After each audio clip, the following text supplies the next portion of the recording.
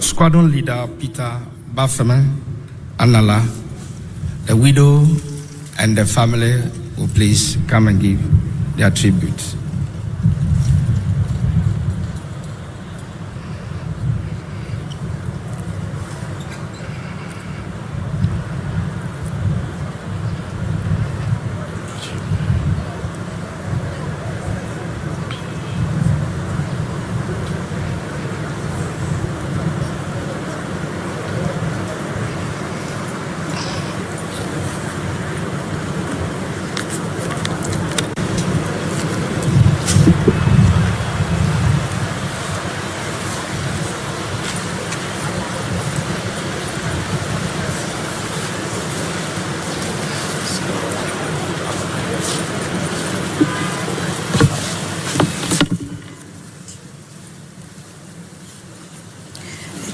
A tribute to my beloved husband.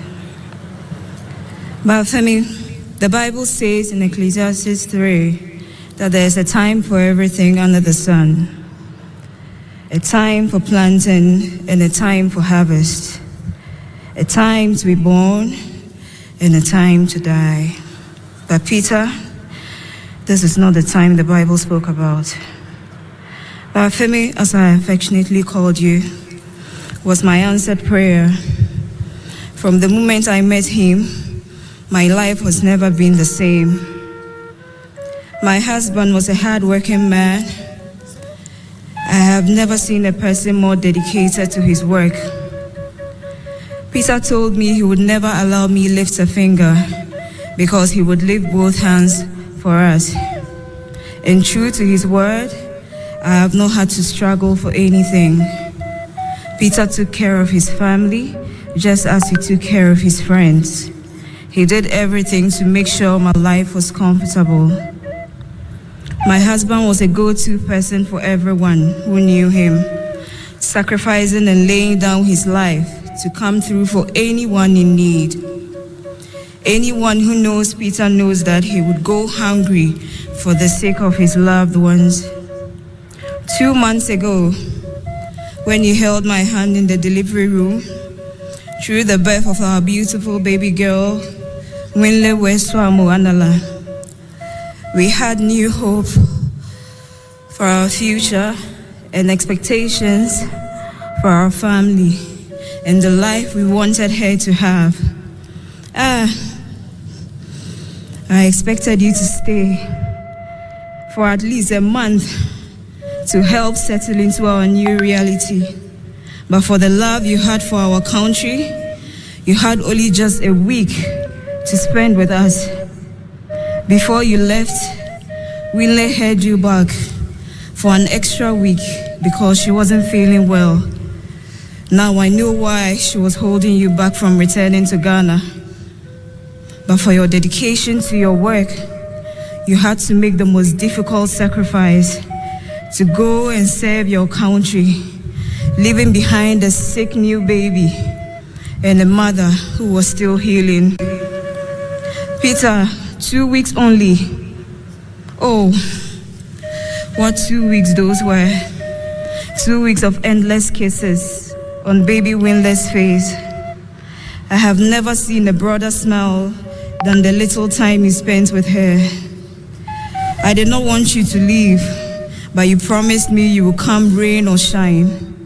You would return in October for Winless christening. God, what am I going to tell her in a few years when she starts asking for her father?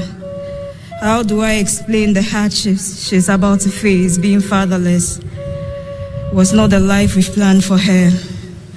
We brought her into this world. How do I keep her from learning your traumatic last moments? How do I give her the life we planned for her, all alone? Every morning you will record a video of yourself telling me how your day would be and all the exciting things and places you would go. My love, I'll call you back when we are back in Accra. Love you. Those cannot be the last words you ever said to me. I am missing the full morning videos. Kindly send me all the videos you have not sent since the 7th of August. Baafemi, You have left me broken. This was not the plan, Peter. This was not it. Baafemi, please come back. Please come and hold me and tell me this was all a very terrible nightmare and that is all over now. I am supposed to be consoled with the fact that you died knowing God and that there is rest for you until we meet again. But I cannot come into terms with this. I will forever cherish the moments I spent with you. I certainly cannot wait for that glorious reunion. Baafemi, my love, Jenny will.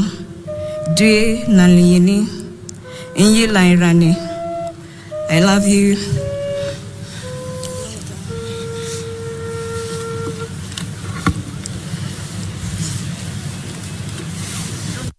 I'm going to do the family.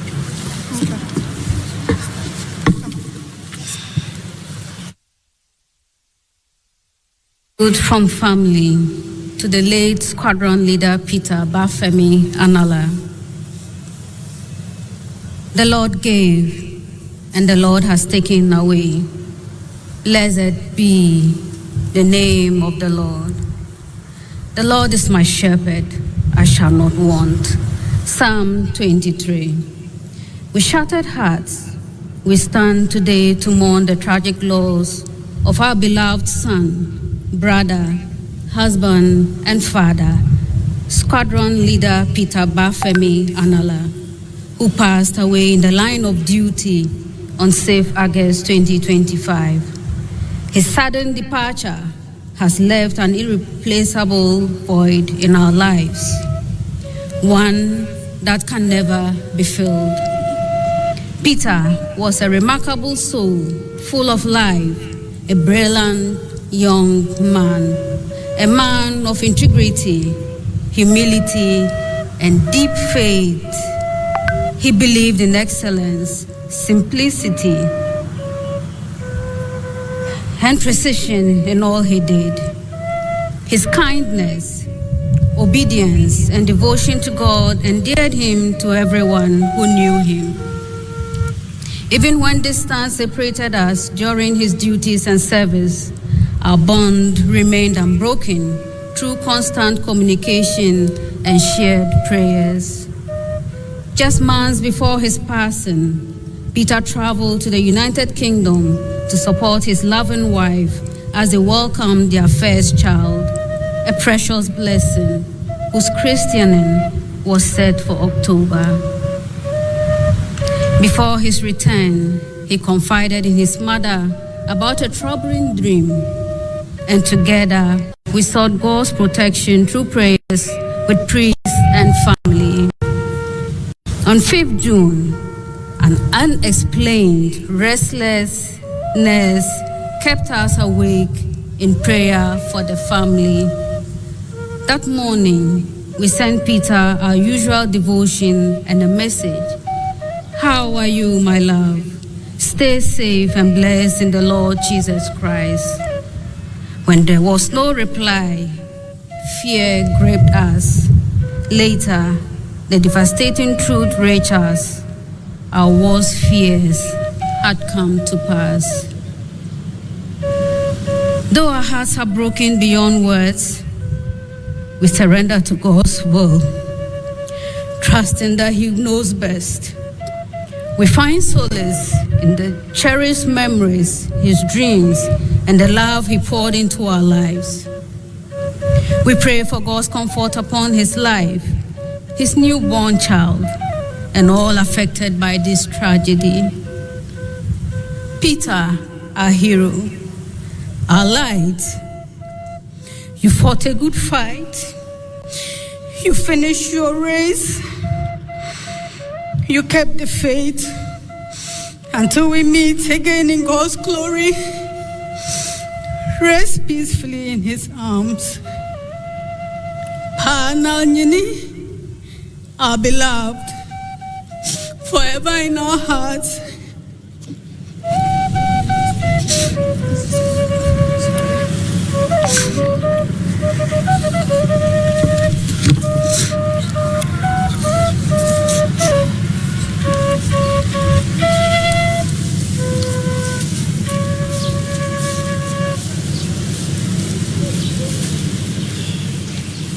Thank you. We now invite the family, the widow, and the children of Flying Officer Manem Chum Ampedu.